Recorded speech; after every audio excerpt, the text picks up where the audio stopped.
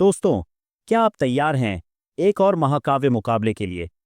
क्योंकि champions trophy अब अपने सबसे रोमांचक मोड़ पर पहुंच चुकी है। टीम इंडिया ने पाकिस्तान को धूल चटाकर पॉइंट्स टेबल में अपनी जगह पक्की कर ली है। और अब अगला पड़ाव न्यूजीलैंड।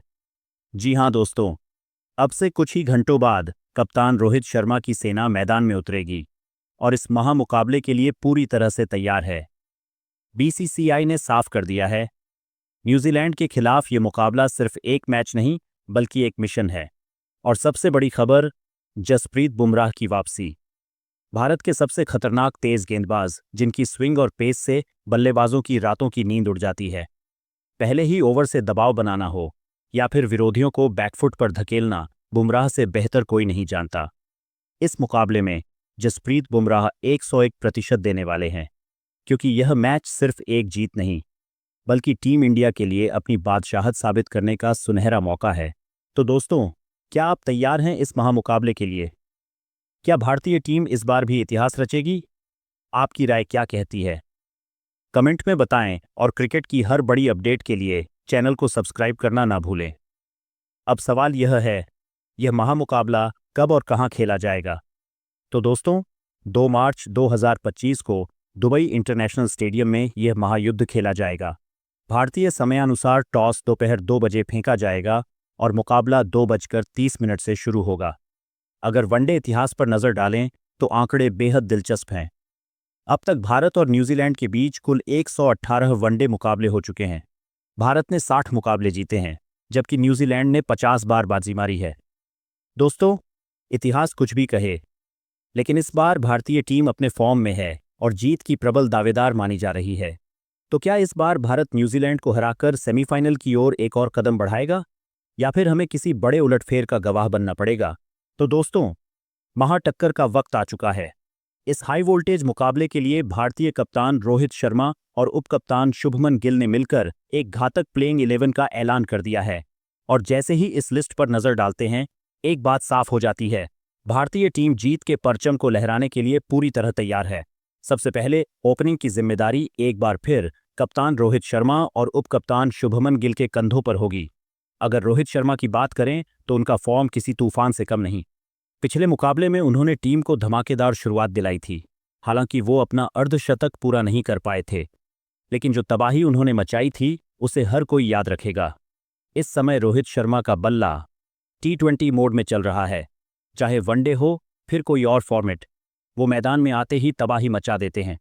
अगर वनडे आंकड़ों पर नजर डालें तो रोहित शर्मा अब तक 270 वनडे मुकाबले खेल चुके हैं, जिसमें 49 की विस्फोटक औसत से 11,149 रन ठोक चुके हैं। इस दौरान 32 शतक और 3 दोहरे शतक उनके नाम दर्ज हैं। तो न्यूजीलैंड को रोहित शर्मा से बचकर रहना होगा। अब बात करें उपकप्तान शुभमन गिल की, तो वह भी गजब के फॉर्म में हैं। पाकिस्तान के खिलाफ पिछले मुकाबले में 46 रनों की शानदार पारी खेली थी, जिसने टीम इंडिया को 6 विकेट से जीत दिलाने में अहम भूमिका निभाई थी।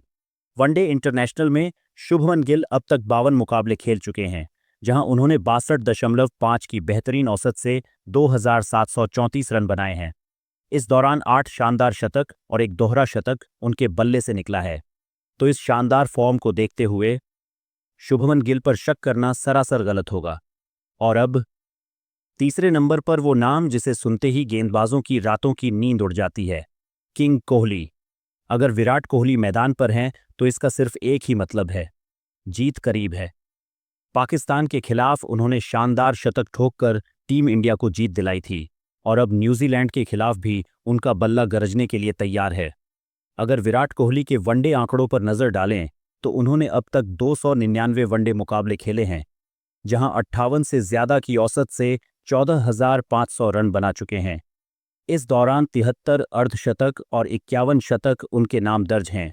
तो न्यूजीलैंड की टीम को विराट कोहली से संभल कर रहना होगा, वरना तबाही मचनी तय है। अब आते हैं भारतीय बल्लेबाजी क्रम के अगली अहम कड़ी पर। चौथे स्थान पर मैदान में उतरेंगे श्रेयस अय्यर। पिछले मुकाबले में उनका बल्ला शानदार चला था। उन्होंने बेहतरीन 56 रन ठोककर भारतीय मिडिल ऑर्डर को मजबूती दी थी। और अगर शीर्ष क्रम जल्दी लड़खड़ाता है तो श्रेयस अय्यर वह खिलाड़ी हैं जो टीम की नया पार लगाने का माद्दा रखते हैं।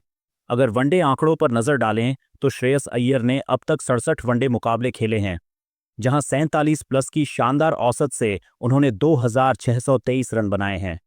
इस दौरान 21 अर्धशतक और 5 शतक उनके बल्ले से निकले हैं। तो न्यूजीलैंड की टीम को इनसे भी सावधान रहना होगा। अब आते हैं 5वें स्थान पर, जहां विकेटकीपर बल्लेबाज केएल राहुल खेलते नजर आएंगे। हालांकि फैंस ऋषभ पंत की वापसी की उम्मीद लगाए बैठे थे, मगर चोट के चलते ऋषभ पंत फिलहाल टीम से बाहर है और ऐसे में एक बार फिर केएल राहुल को मौका मिला है। राहुल ने पिछले मुकाबले में नाबाद रहकर भारतीय टीम को जीत दिलाई थी। उनका बल्ला बांग्लादेश के खिलाफ जमकर बोला और उन्होंने 41 रन की मैच विनिंग पारी खेली। अगर आंकड़ों पर नजर डालें तो केएल राहुल अब तक 82 वनडे मुकाबले खेल चुके हैं, जहां उन्होंने 42.6 की औसत से 3555 रन बनाए हैं, जिसमें 18 अर्धशतक और 7 शतक शामिल हैं। तो ये भारतीय टीम के लिए एक ट्रम्प कार्ड साबित हो सकते हैं, क्योंकि राहुल में मुकाबला फिनिश करने की गजब की काबिलियत है। अब 6वें स्थान पर उतरेंगे ऑलराउंडर हार्दिक पांड्या। और दोस्तों, जब बात पाकिस्तान या न्यूजीलैंड जैसी टीमों की हो, तो हार्दिक पांड्या का खूंखार अंदाज देखने लायक होता है। हार्दिक गेंद और बल्ले दोनों से मैच पलटने की ताकत रखते हैं। उन्होंने कई बार अपनी तूफानी बल्लेबाजी और घातक गेंदबाजी से टीम इंडिया को मुश्किल हालातों से निकाला है। अगर गेंदबाजी की बात करें तो उनकी रफ्तार और स्विंग किसी भी बल्लेबाज को पस्त कर सकती है, और जब वह बल्ले से उतरते हैं तो बड़े बड़े गेंदबाजों की धड़कनें तेज हो जाती हैं।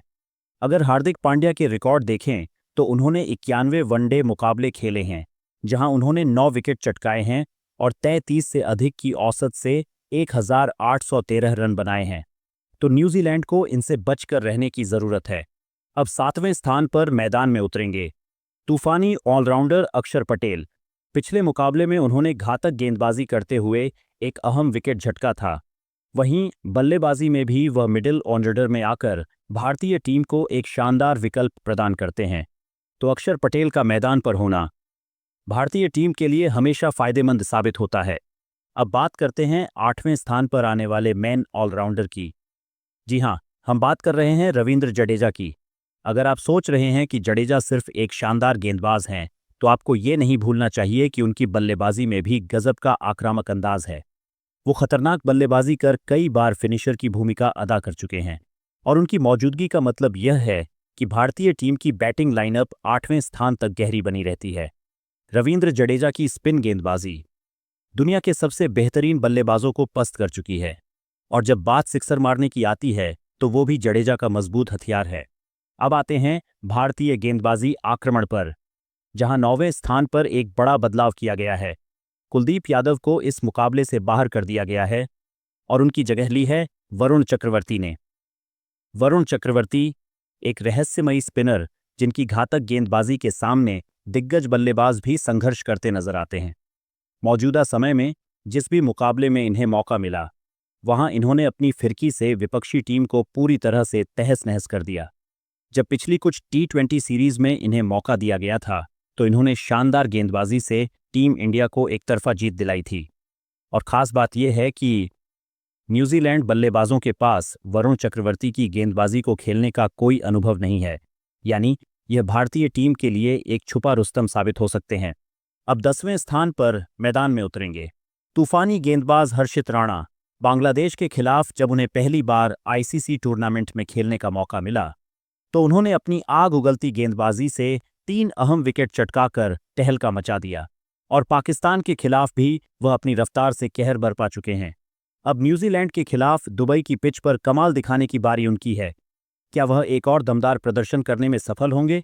ये देखना बेहद रोमांचक होगा। अब आते हैं भारतीय गेंदबाजी आक्रमण के सबसे खतरनाक योद्धा पर। जी हां, बात हो रही है मोहम्मद शमी की। बांग्लादेश के खिलाफ मुकाबले में शमी ने अपनी घातक गेंदबाजी से भारतीय टीम को जीत दिलाने में अहम भूमिका निभाई थी। उन्होंने 10 ओवरों में सिर्फ 53 रन देकर 5 विकेट झटके और विपक्षी बल्लेबाजों की गर्दन पर शिकंजा कस दिया था। आईसीसी टूर्नामेंट में वह भारतीय टीम के लिए सबसे ज्यादा विकेट लेने वाले गेंदबाजों में शामिल हो चुके हैं, और यही वजह है कि न्यूजीलैंड की टीम को उनसे बेहद सतर्क रहने की जरूरत है। हालांकि पाकिस्तान के खिलाफ उन्हें कोई विकेट नहीं मिला था, मगर उनकी रफ्तार और स्विंग ने बल्लेबाजों को हिलाकर रख दिया था। अब न्यूजीलैंड के खिलाफ इस मुकाबले में क्या मोहम्मद शमी अपनी आग उगलती गेंदों से विरोधियों को ध्वस्त कर पाएंगे? तो दोस्तों, भारतीय कप्तान रोहित शर्मा ने न्यूजीलैंड के खिलाफ एक घातक प्लेइंग 11 उतारी है। पाकिस्तान को 6 विकेट से हराने के बावजूद भारतीय टीम में किए गए ये चौंकाने वाले बदलाव न्यूजीलैंड के लिए किसी बुरे सपने से कम नहीं होंगे। अब सबसे बड़ा सवाल ये है, क्या न्यूजीलैंड इस खतरनाक भारतीय टीम का सामना कर पाएगा या फिर टीम इंडिया एक और जबरदस्त जीत दर्ज करेगी? आपका क्या सोचना है? कमेंट में जरूर बताइए और ऐसे ही रोमांचक क्रिकेट अपडेट्स के लिए वीडियो को लाइक और चैनल को सब्सक्राइब करना ना भूलें।